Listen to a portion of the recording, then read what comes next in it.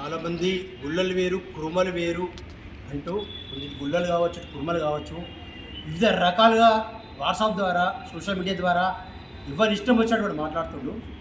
దీనికి కౌంటర్గా చరిత్ర తెలిసిన మన ప్రొఫెసర్ షెఫర్డ్ రామన్న గారు ఒక సవాల్ విసరడం జరిగింది.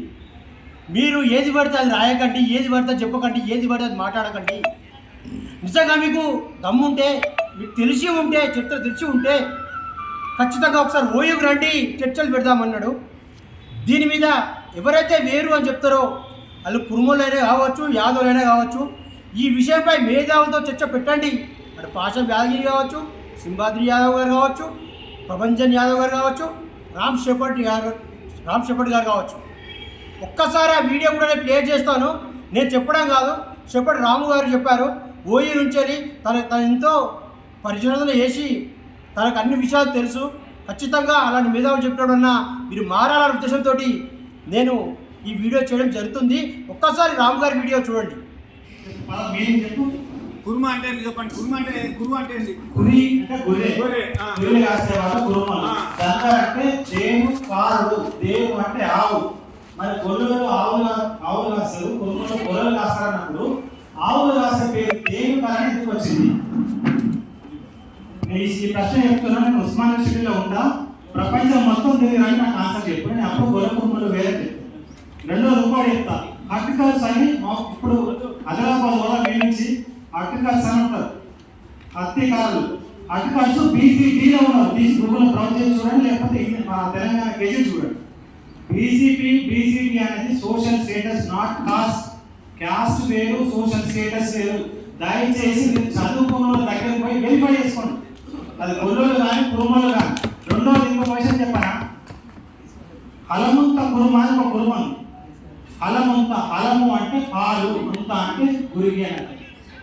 మరి పాల కురుమలు ఉన్ని కాలే లేకపోతే గొర్రెల కాసుకోలే అయితే పాల కలిసి. మీరు ఒక విషయం చెప్తా. రామచంద్ర ధీరే అనే ధనగారు ఒక పుస్తకం రాసింది, రైజ్ ఆఫ్ ఫోక్ గాడ్ అని. అది మరాఠీలో రాసిండు, హిందీలోకి ట్రాన్స్లేట్ అయింది, ఇంగ్లీష్లో కూడా ట్రాన్స్లేట్ అయింది. ఇవాళ కాదు, 100 సంవత్సరాల కింద విఠోబా చరిత్ర తీసుకొని రాసిండు. మీరు చదవండి. 2000 నుంచి ఇప్పటిదాకా చదవండి. ఒట్టిగానే మాట్లాడితే కాదు. ఒక సైడ్ ప్రపంచం ఎంత మారుతుందంటే ఒక 50-60 ఏళ్ళ తర్వాత 400 సంవత్సరాల బట్టి మనిషి మనం ఎక్కడ ఆలోచిస్తున్నాం? చెట్టులు కొమ్మ కొట్టేసట యాక్సిడెంట్ మన కాలు చేత విరిగిపోతే చెట్టు కొమ్మ ఎగురొచ్చేటట్లు ఇట్లా వేర్లు కానీ కాలు కానీ వచ్చే టెక్నాలజీ వస్తుంది. ఇంకా మనం ఎక్కడ ఆలోచిస్తున్నాం? నువ్వు వేరు నేను వేరు. లాస్ట్ ఫైనల్ ఒకటి చెప్తుంది ఏంటంటే, ఈ చరిత్ర మొత్తంలో మనకన్నా తెలివి కల్ల వాళ్ళు ఉంటుండొచ్చు, మనకన్నా బలమైన వాళ్ళు ఉంటుండొచ్చు, మనకన్నా మంచోళ్ళు కూడా ఉంటుండొచ్చు. కానీ మనకి ఇవాళ ఈ గత ఎందుకు ఉంది అంటాం. ఈ ప్రశ్నలు ఛేదించకుండా, ఈ ప్రశ్నలు ఆన్సర్ చేయకుండా గొల్లోళ్ళు వేరు కురుమలు వేరు, ఇవాళ నువ్వు వేరు అనుకుంటున్నావు, మనం వేరు అనుకుంటున్నాం. హిస్టరీలో ఏమంటారు అందరికీ, రేపు భవిష్యత్తులో ఏమంటారో ఆలోచించి. ఇవాళ కాదు, 100 సంవత్సరాల తర్వాత ఏం జరుగుతుందో ఆలోచించండి. దయచేసి ఈ ప్రోగ్రామ్ మంచి ఉద్దేశంతో తలపెట్టారు. ఈ ప్రోగ్రామ్ సక్సెస్ చేయండి. మీ పంచాయతీ ఏమైనా ఉంటే ఉస్మాన్ యూనివర్సిటీకి రండి, ఒక సెమినార్ పెడతా. సెమినార్లో ప్రపంచ మేధావులు ఉంటే చర్చిద్దాం. Thank you.